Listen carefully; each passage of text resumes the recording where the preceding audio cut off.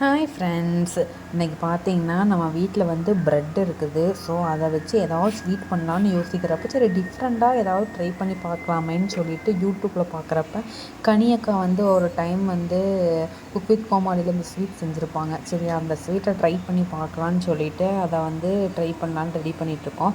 இப்போ வந்து ப்ரெட்டில் வந்து சைடில் இருக்கிறத கட் பண்ணி இந்த மாதிரி எங்கள் வீட்டில் ப்ரெட் க்ரம்ஸ் இல்லை, அதனால நான் வந்து அதை ப்ரெட் க்ரம்மாக ரெடி பண்ணி எடுத்துக்கிட்டேன் மிக்சியில் அரைச்சி. அதுக்கப்புறம் பார்த்திங்கன்னா வீட்டில் செவ்வாழைப்பழம் தான் இருந்துச்சு. சரின்ட்டு அதையவே வந்து இந்த மாதிரி சின்ன சின்ன பீஸாக வந்து கட் பண்ணி எடுத்துக்கிட்டேன்.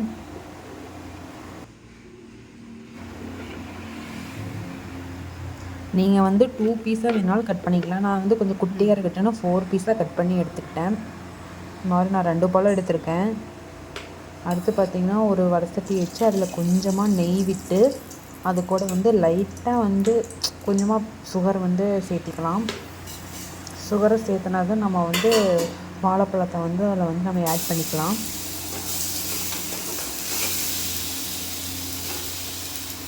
இது வந்து வடசட்டியாக இருக்கிறதுனால ரொம்ப கொஞ்சம் கஷ்டமாக இருக்குது ஃப்ரெண்ட்ஸு.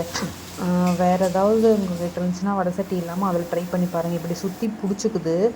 கொஞ்சம் இந்த மாதிரி கொலகொலனானதையும் எடுத்து வச்சிடலாம். இப்போ பார்த்தீங்கன்னா மைதா மாவு கொஞ்சமாக கார்ன்ஃப்ளவர் மாவு ரெண்டையும் இந்த மாதிரி தண்ணியில் மிக்ஸ் பண்ணி எடுத்து வச்சுருக்கேன். நம்ம வந்து அடுத்து வந்து சர்க்கரை பாவு வந்து ரெடி பண்ணணும். அதுக்காக வந்து கொஞ்சமாக சர்க்கரை ஆட் பண்ணி கொஞ்சமாக தண்ணி ஆட் பண்ணிக்கலாம்.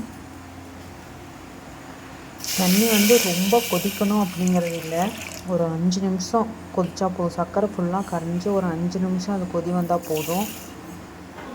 இந்த மாதிரி கொதி வந்ததுக்கப்புறம் எடுத்து வச்சிடலாம். இப்போ பார்த்திங்கன்னா பாலும் கிட்டத்தட்ட ரெடி ஆயிடுச்சு. கடைசியில் ஏலக்காய் தூள் கொஞ்சமாக சேர்த்து நல்லா பாலை வந்து காய்ச்சி விட்டுட்டே இருக்கலாம். அந்த ஏடு ஃபுல்லாக வரணும். தேவையான அளவுக்கு சுகர் சேர்த்துக்கலாம். சுகர் சிரப்பு தனியாக ரெடி பண்ணியிருக்கோம். அதனால் இதில் கொஞ்சம் பார்த்து கரெக்டாக ஆட் பண்ணிக்கோங்க. உங்களுக்கு எவ்வளோ தேவையோ அந்தளவுக்கு ஆட் பண்ணிக்கங்க. இப்போ பார்த்திங்கன்னா ப்ரெட்டை வந்து இந்த மாதிரி தண்ணியில் சும்மா லைட்டாக போட்டதே எடுத்துடணும், இல்லைன்னா பிஞ்சு வந்துடுது ஃப்ரெண்ட்ஸ். எனக்கே 2-3 ப்ரெட் இப்படி வேஸ்ட் ஆயிடுச்சு. அதனால் பார்த்திங்கன்னா லைட்டாக தண்ணியில் டிப் பண்ணதையும் எடுத்துகிட்டு இந்த மாதிரி சென்டரில் வந்து நம்ம ரெடி பண்ணி வச்சுருக்கிற வாழைப்பழ ஸ்டஃபிங்கை வந்து வச்சுக்கலாம். வச்சு இந்த மாதிரி உருண்டை பிடிச்சிக்குங்க. உருண்டை பிடிக்கிறது கொஞ்சம் கஷ்டமாக தான் இருந்துச்சு. ப்ரெட்டு ரொம்ப சாஃப்டாக இருக்கிறதுனால எனக்கு கரெக்டாகவே வரமாட்டேன்ருச்சு. எப்படியோ கஷ்டப்பட்டு ஓரளவுக்கு பிடிச்சிட்டு எனக்கு தெரிஞ்ச அளவுக்கு பிடிச்சதுக்கப்புறம் பார்த்திங்கன்னா ப்ரெட் க்ரம்ஸில் வந்து அதை வந்து சுற்றியும் இது பண்ணிக்கலாம், கலக்கிட்டு அதுக்கப்புறம் நம்ம ரெடி பண்ணி வச்சுருக்கிறோம்ல சோள மாவும் மைதா மாவும் அந்த தண்ணியில் ஒரு டைம் டிப் பண்ணிவிட்டு மறுபடியும் ஒரு டைம் எடுத்து ப்ரெட் க்ரம்ஸில் போட்டு இது பண்ணணும். நல்லா ப்ரெட் க்ரம்ஸை ஃபுல்லாக சுற்றி சேர்கிற வரைக்கும் நல்லா இது பண்ணுங்கள், உருட்டி விட்டே இருங்க.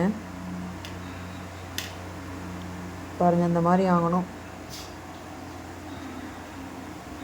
இந்த மாதிரி ஆனதுக்கப்புறம் எடுத்து பிளேட்டில் வச்சிடலாம். அந்த மாதிரி எல்லா ரவுண்டையும் நம்ம வந்து ரெடி பண்ணிக்கலாம். எனக்கு பார்த்திங்கன்னா 9 பால் வந்துச்சு. பார்த்திங்கன்னா ஒரு வடை சட்டியில் ஆயில் ஊற்றிருக்கேன். நான் ஆயில் கோல்டு வினர் ஆயில் தான் சேர்த்துருக்கேன். நல்லா சூடானதையும் இந்த மாதிரி வந்து உள்ளே போட்டு பொரிச்சு எடுத்துக்கலாம். 2 டைம் திருப்பி போடுங்க. அப்போ சென்ட்ரல்லாம் அப்போ தான் நல்லா வேகும். அடுப்பை வந்து கொஞ்சம் சிம்மில் வச்சுக்கோங்க. சுற்றி நல்லா வேகட்டும். இந்த மாதிரி ப்ரௌன் கலர் ஆகிற வரைக்கும் நல்லா வேக விட்டுருங்க. குலோப் ஜாமுனுக்கு எந்த அளவுக்கு விடுவோமோ அந்த அளவுக்கு. அதுக்கப்புறம் அதை ஒரு பிளேட்டில் நம்ம மாற்றி வச்சிடலாம். அந்த மாதிரி நம்மகிட்ட இருக்கிற எல்லா பாலையும் அந்த மாதிரி ரெடி பண்ணிக்கலாம். பார்த்திங்கன்னா சர்க்கரை பாவில் வந்து போட்டுக்கலாம். ஒரு 5 மினிட்ஸ் அதில் வந்து சர்க்கரை பாவில் ஊறினா போதும். அதுக்கப்புறம் அதை எடுத்துருங்க. ரொம்ப நேரம் விட்டிங்கன்னா அது கரைஞ்சிரும்.